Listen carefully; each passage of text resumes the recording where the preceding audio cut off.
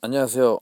오늘은 교과서 263쪽의 유신체제의 성립부터 살펴보겠습니다. 지난 시간에 우리는 박정희 대통령이 권력을 어떻게 얻었는지, 권력을 어떻게 장기 집권화했는지 이런 것들을 공부를 했는데, 오늘은 박정희 정권이 몰락하는 이 과정에 대해서 살펴보겠습니다. 먼저 유신체제가 나오는데요. 이 유신이라는 거는 수원에 유신고등학교가 있죠. 어쨌든 새롭게 한다. 완전히 새롭게 하는 것, 요거를 유신이라고 합니다. 완전히 새로운 체제를 만들어 버렸어요. 박정희 대통령이 왜 그런지 배경부터 살펴보겠습니다.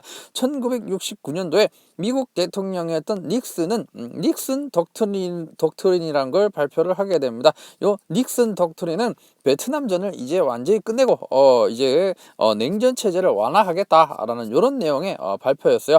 그래가지고 요때 미국이 이제 그 냉전 체제를 완화하면서 여러 가지 공산주의 국가들과 친하게 지내는 한편 베트남에서 패배를 인정하고 철수하게 됩니다.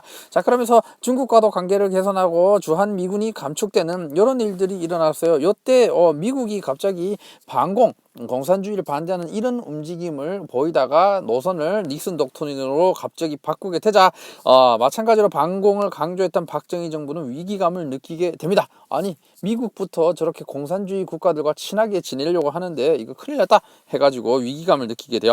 자, 그리고 1972년도 7월 4일에 7.4 남북 공동성명이라는 사건이 일어나게 됩니다. 그래서 이 미국을 본받아가지고 박정희 정부도 반공 노선에서 바꿔가지고 조금 이제 그 북한과 친해지려는 이런 움직임을 보이게 됩니다. 목적은 이 장기 집권에 대한 국민들의 반발을 무마하고 이때 민주주의를 원하는 시민들의 반발을 무마하고 또 안보 불안 당시 이제 그 북한의 뭐 김신조 사건이라든가 이런 걸 통해 가지고 국민들의 불안이 굉장히 심했었어요. 이런 것들을 해소하기 위해서 7.4 남북 공동성명을 발표하게 됩니다. 남북한 당사자가 비밀리에 서로 방문해 가지고 공동성명을 발표해 가지고 통일에 관련된 이런 원칙이나 이런 것들을 조금 이제 그 상호 알아보는 이런 내용이었어요. 그래 가지고 7.4 남북 공동성명으로 그 전까지는 사이가 안 좋았던 남북 관계가 조금 사이가 조금 좋아지게 됩니다. 그런데 이런 남북 간의 화해 무드는 전부 다 이 박정희 정권이 이유가 있었습니다. 왜 갑자기 이렇게 이제 그 북한과 친하게 지냈냐면 바로 1972년 10월 유신을 발표하기 위한 이런 토대였어요. 10월 유신은 7.4 남북 공동성명 이후 통일을 위한 사회질서 안정을 명목으로 전국에 비상계엄령을 내리고 국회를 해산하는 한편 박정희 대통령을 완전 독재자로 만들어버리기 위한 이런 헌법 개정안 유신 헌법을 국민투표를 거쳐서 확장시킨 이런 사건이 바로 10월 유신이었습니다.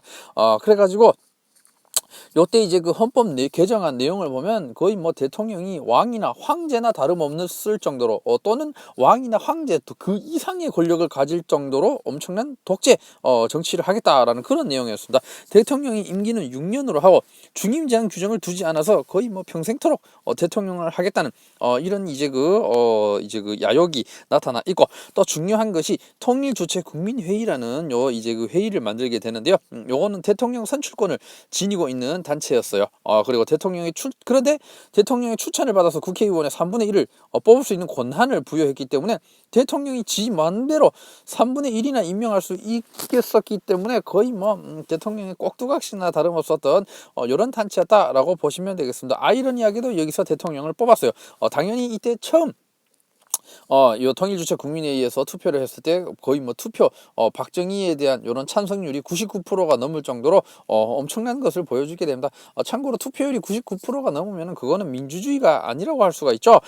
그리고 또 이때 그 기가 막히고 코가 막힌 또 권한을 대통령한테 주게 되는데요. 그게 바로 긴급조치권입니다. 이 긴급조치권은 국가의 안정보장과 관련된 중대 사태가 발생했을 때 대통령이 요 긴급조치권이라는 걸 발동할 수 있는데, 한마디로 초헌법적인 이런 권한이었다라는 이런 내용이었습니다. 헌법을 능가해가지고 국민의 기본권을 대통령이 제한할 수 있다라는 그런 아주 위험한 이런 권한이었어요. 결과를 보시면 통일주체 국민회의에서 이제 그 결국에 박정희가 8대 대통령에 선출되는 이런 결과를 가져오게 됩니다. 그러면서 이 유신 체제로 박정희 대통령은 아주 거의 뭐 독재자 이제 그 황제나 다름없는 이런 사람이 되게 돼요. 자, 그리고 유신 체제의 전개와 붕괴 보도록 하겠습니다. 이 1973년 김대중 납치 사건이 일어나게 되는데요. 당시 도쿄에 있으면서 유신 반대 운동을 준비하던 나중에 대통령이 되죠. 이 김대중이 이제 그 신혼 불상에 이제 그 사람들한테 납치당해가지고 거의 죽을 뻔한 이런 사건이 일어나게 됩니다. 이때 이제 그 대학가라든지 민주주의를 요구하는 이런 세력들은 이거 굉장히 의혹이 짙다. 박정희 정부에서 그런 것 같다. 해명해라라고 요구를 하면서 시위가 점차 확산되게 됩니다. 그러면서 정부는 긴급 조치를 발표해가지고 또 시위라든지 이런 거를 억압하고 대거 학생들이나 언론인들을 체포하게 됩니다. 자, 그러면서 1974년도에 2차 인혁당 사건을 일으키게 되는데요. 1차 인혁당 사건은 교과서에 나오지는 않지만 1964년도에 일어났었던 건데요. 이 2차 인혁당 사건이랑 거의 뭐 비슷하다고 보시면 되겠습니다. 2차 인혁당 사건은 중앙정보부에서 인민혁명당이라는 감췄단을 조작시켜가지고 여기에 이제 그 억울하게 학생이라든지 언론인 박정희 정부에 대해서 비판하는 이런 민주주의를 요구하는 세력들을 간첩으로 그냥 만들어가지고 전부 다 막 사형을 때려버리고 중죄를 내리게 한 이런 사건이었습니다. 요 2차 인혁당 사건 같은 경우에는 2007년도에 무죄 판결이 다시 돼가지고 이제 그 명예를 회복하셨고 이제 그 1차 인혁당 사건 같은 경우에는 조금 더 뒤에 나중에 또 다 신원 회복이 이루어지게 됩니다. 어쨌든 이 박정희 정부에서는 이런 말도 안 되는 인혁당 사건이라는 이런 것들을 일으켜가지고 민주주의를 요구하는 세력 간첩으로 만들어가지고 이렇게 이제 정말 있어서는 안 될 이런 일들을 벌이게 됩니다. 자, 그리고 1976년도에는 3.1 민주구국선언이라는 게 나타나게 되는데요. 제야인사들이 명동성당에 모여가지고 유신체제를 비판하는 이런 일도 있었습니다. 자, 그리고 1978년도에 총선 국회의원 선거가 있었습니다. 이때 야당인 신민당이 여당인 공화당에게 승리하면서 이제 박정희 정부는 위기감을 느끼게 되고 또 2차 석유 파동이 일어나가지고 요때 이제 그 중동 정쟁 뭐 이스라엘이라든지 막 이런 나라들이 중동에서 전쟁을 막 이렇게 하다 보니까 석유 가격이 엄청나게 치솟게 돼요. 그래가지고 이 석유 가격이 오르게 되자 우리나라에서도 물가가 치솟게 되면서 국민들의 불만이 조금 많아지게 되는 이런 상황이었습니다. 요때 YH 사건이라는 요 사건이 일어나게 됩니다. YH 사건. YH 사건은 YH 무역이라는 회사가 있는데요. 요때 이제 그 여기 근무하는 여성 노동자들, 여공들이 굉장히 많은 차별을 받고 또 이제 그 노동자의 기본 권리라든가 휴식권이라든가 이런 거를 제대로 보장받지 못했어요. 그래가지고 살기 위한 이제 그 여성 노동자들이 이제 그 신민당 당사에 신민당의 야당이었던 신민당의 요 이제 건물에 모여가지고 농성을 벌이게 됩니다. 우리를 인간답게 대우해달라. 우리를 노동자 인간이다. 우리 노동자도 인간이다. 라고 하면서 뭐 이제 그 이런 것들 불합리한 것들을 시정할 것을 요구하게 되는데 요때 이제 박정희 정부에서는 이 여성 노동자들을 강제로 진압하게 됩니다. 강제로 이제 그 신민당 이제 끌어내고 그다음에 또 김영상 신민당 총재 요 사람을 의원직에서 제명하게 되는데 나중에 또 대통령이 되게 되죠. 이 김영상 요 분도 의원직에서 제명하게 되자 이 김영상 신민당 총재를 응원하는 사람들이 1979년도 10월 달에 부마 민주항쟁이라 해가지고 대대적인 시위를 벌이게 됩니다. 요때 이제 우리 김영상 총재를 왜 이제 그 의원직에서 제명하느냐, 박정희 독재 정치 그만해라, 박정희 물러나라 라고 하면서 유신철폐 독재 반대를 주장하는 시위가 일어나게 됩니다. 자, 이런 과정에서 이제 그 박정희 정부가 꽤 많이 부패했었고 또 이제 이 부마 민주항쟁의 처리 방법을 두고 정권 내부에서 갈등이 일어나게 됩니다.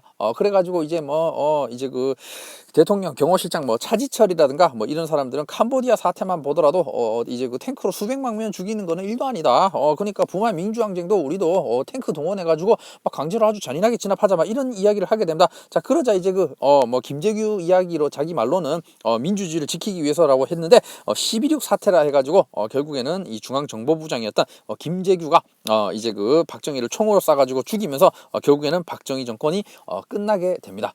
김재규는 이제 그 민주주의 이제 그 지켰다는 그런 평가를 받고 있기도 한데 한편으로는 살인자라는 그런 이제 그 상반된 평가를 받고 있는 인물입니다. 어쨌든 처음에는 박정희 정권에 좀 총애를 받으면서 이렇게 이제 그 했는데 나중에 좀 차별받고 정권에서 소외된 데서 조금 이제 그 위기감을 느껴서 또는 민주주의를 지키기 위해서인지는 모르겠지만 그런 것들이 작용해가지고 좀 박정희 대통령 죽이지 않았나 이렇게 이제 그 추측하고 있는 이런 상황입니다. 자, 그래서 박정희 정부 이 말로 요거를 좀 봤는데요. 교과서에 263쪽에 유신헌법과 관련된 이런 내용들 통일주체 국민회의에서 무기명 투표로 대통령을 뽑는다라든지 그 다음에 또 이제 그 긴급 조치 관련된 요런 내용들이 나옵니다. 그래가지고 요 유신 헌법 잘 기억을 해주시고 시험 문제 나오면은 박정희 정부 때 요런 이제 독재를 위한 것이었다라는 거 잘 캐치하시면 되겠습니다. 264쪽으로 넘어가서 YH 무역 요공 사건, 이제 그 YH 사건이 여기 사진이 나오고 또 긴급 조치 관련해 가지고 이런 것들 자료들 잘 봐주시면 되겠습니다. 자, 그리고 3.1 민주구국선언 요것도 이제 한 번씩 읽어보시면 도움이 되겠습니다.